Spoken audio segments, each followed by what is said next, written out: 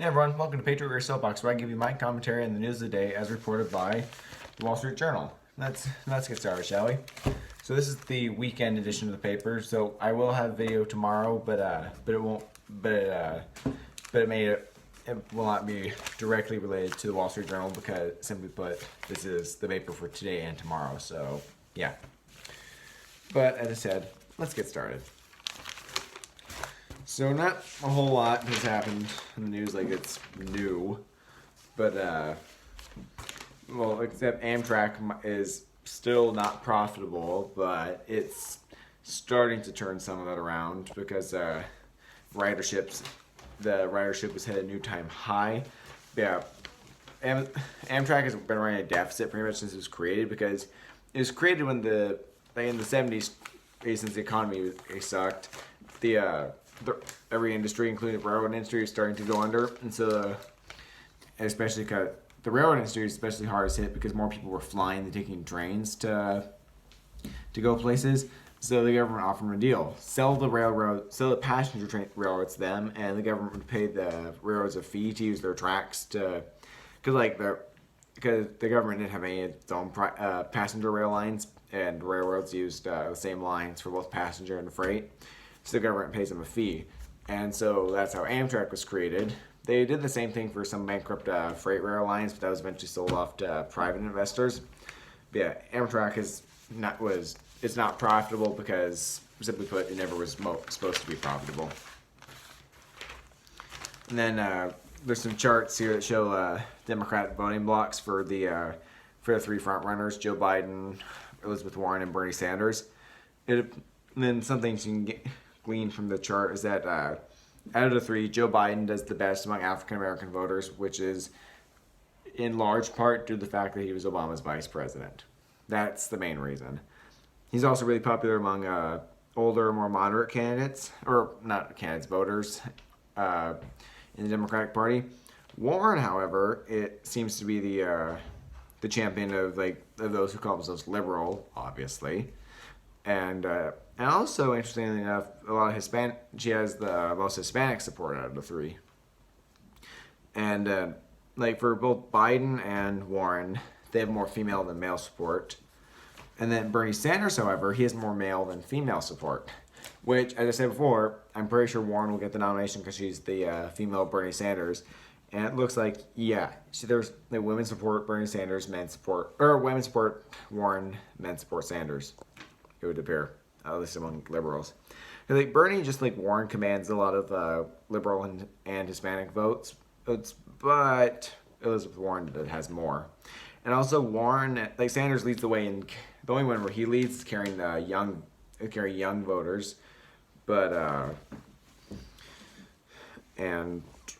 he carries he does carry he is the only one of the three that has more male than female support, but Joe Biden still has more supporters, more male supporters, in terms of numbers, not percentages, simply because he has higher support overall. So it's kind of.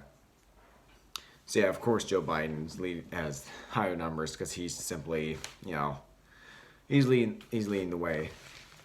Then, as I said before, Buttigieg is trying to break into Joe Biden's area, but again, young gay man might not have as much chance in national politics as the old white guy. So, yeah. Then, Michael Bloomberg is trying to build up his campaign staff. Is mainly aiming for the quote unquote Super Tuesday states, like some of the ones that have Super Tuesdays today. Like a lot of states have their primaries, so he's trying to get his staff mainly in the battleground states and the Super Tuesday states, which is hard because he's entering so late compared to other candidates. But he has the money to afford it, so he has the funds to catch up. Yeah, California and Texas are on Super Tuesday. Iowa and New Hampshire are some of the first states. They're some of the first states to vote in primary, so he's trying to build up support and staff in those states first, and then focus on others once you got a firm staff assembled there. So I think Bloomberg doesn't have a chance. I'm gonna be totally honest. Bloomberg he's wasting his money. He's gonna probably spend a couple billion on this. He'd probably spend $1 billion on this campaign and lose. As I said before, it's clearly moving in the direction of the progressive left. No matter how much Joe Biden and others might loathe it, it's no longer their party's just, they're just not going to win. They just can't. And then we have what's entitled this op-ed entitled "Higher Education's Enemy Within," which is about how universities are now no longer centers of free speech and learning and debate, but instead it's a indoctrination camp of social justice. It's like going more for the diversity inclusion stuff as opposed to inquiry, debate, freedom, that kind of thing. So it's funny because universities actually did start out as centers for learning, and really a lot of universities were hated initially for being in some parts of the world, like especially medieval Europe, because they challenged the church or challenged the king or that kind of thing. But now, in fact, it's the universities that are that are garnering scorn for challenging the American government and its way of doing things. Like consider Yale, for example. Like for decades, its mission statement was to create, preserve, and disseminate knowledge. And now it's committed to improving the world and educating aspiring leaders, not only through research, but also through practice. In other words, they're training up more liberals and progressives to ruin the planet with communism and environmentalism. Yay! And this another article about Bloomberg saying that entitled "The Water's Fine, Mr. Bloomberg," which is going against what I said by saying that the Bloomberg actually could win, because he's certainly no conservative, but he is a moderate. So, and given how much progressives are reviling him now, like this guy jumped in and the outrage mob already hit him because he's a rich moderate, so he can probably easily fund his campaign. And Sanders and Warren want to get rid of capitalism. Joe Biden's old and stumbles with his sort of incoherent on the debate stage. Buttigieg, again, he has like no experience because he was a mayor of a tiny little city in Indiana. He didn't have the qualifications of being like senator that Warren and Sanders do, or being vice president like Biden does. Then Kamala Harris, she's trying to draw on her identity. That's not going to work because she doesn't have any actual policy to put forth except bandwagoning on others and pushing slavery reparations. Not a winning combo. Yeah, Bloomberg, he was mayor of New York, so considerably, he was just like Buttigieg, he's a mayor, but it's New York compared to South Bend, Indiana, so considerable difference. New York's population exceeds that of several U.S. states and several countries around the world, so yeah, he pretty much ran a little country, except instead of an army, he had a police force. So yeah, he could be he probably wouldn't be terrible running the economy. he's a businessman, so like Trump, he knows how the economy works. So Bloomberg, I would say I'd much rather hit him win than Warren, but I'd much rather Trump win than Bloomberg. And that's how I felt when back when Howard Schultz was when they wanted him to run. That's how I felt about him. I don't want him to run because he's a liberal, but it'd be better than Warren or Sanders because he at least knows how to run a business, and therefore my thinking was, okay, he can't possibly be that horrible. And then finally, there's the streaming wars. Look at that. There will be blood. So all these companies beating up on Netflix because Netflix, Amazon Prime, Hulu, it's all those are undoubtedly the dominators of the streaming service industry right now. But other companies have realized what Netflix is doing is probably the way that film is going to be for the foreseeable future, and they're gambling on that. So Disney already owns. They already own Hulu. They already have because they used to have a joint. It used to be 4 companies, including Disney. I think Comcast was one of them. There's a couple others that all had a stake in Hulu, but Disney bought out the competitor. Disney bought the shares in Hulu from the other competitors, and now they own it.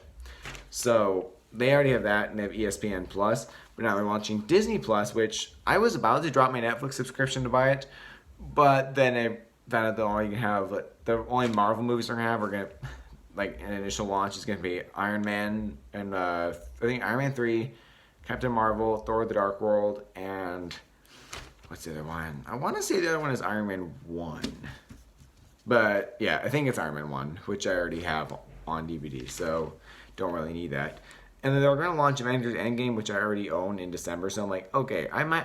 Once Disney Plus starts offering their Marvel shows that they're planning to add for Phase 4 of the Marvel Cinematic Universe, or once they just get all the Marvel movies that have been released thus far on there, then I'll think about buying Disney Plus. But for now, I'm gonna wait and see.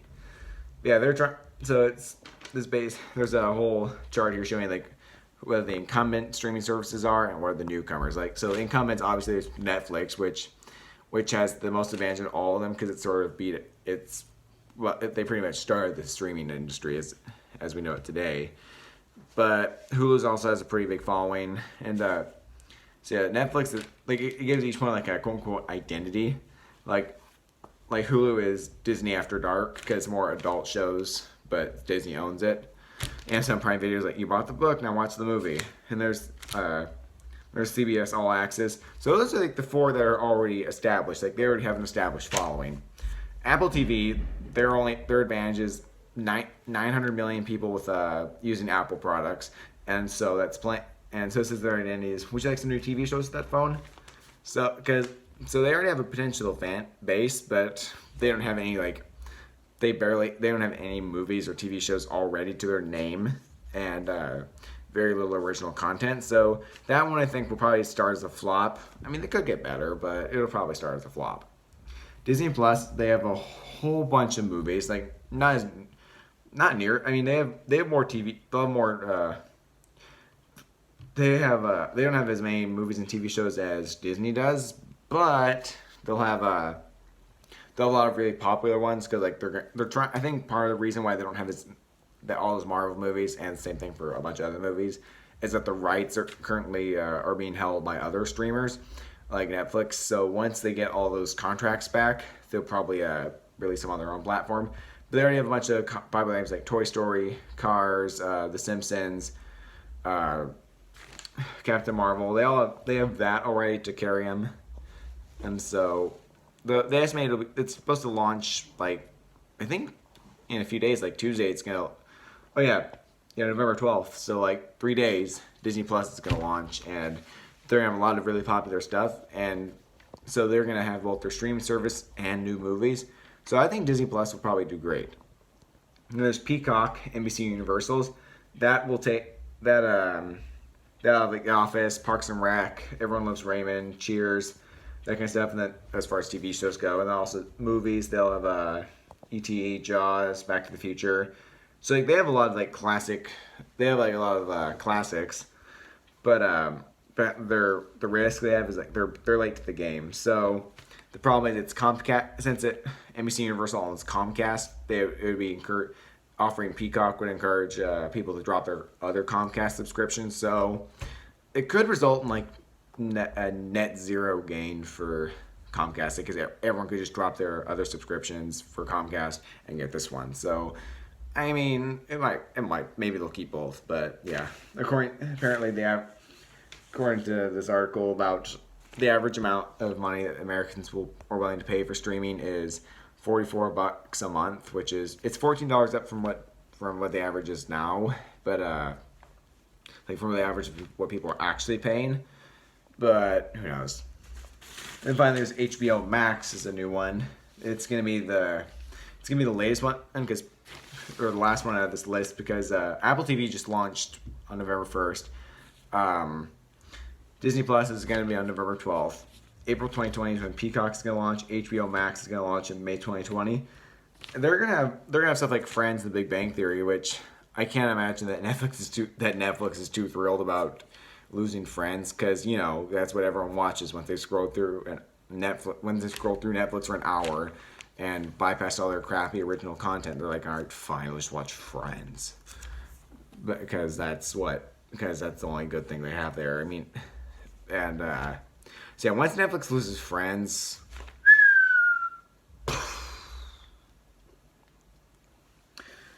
yeah, but they will have also like Big Bang Theory, which like for pretty much over a good chunk of the time that it was running was the most popular comedy on television. So, I mean, as far as like all these ones I think have potential or not, I think Apple TV probably not.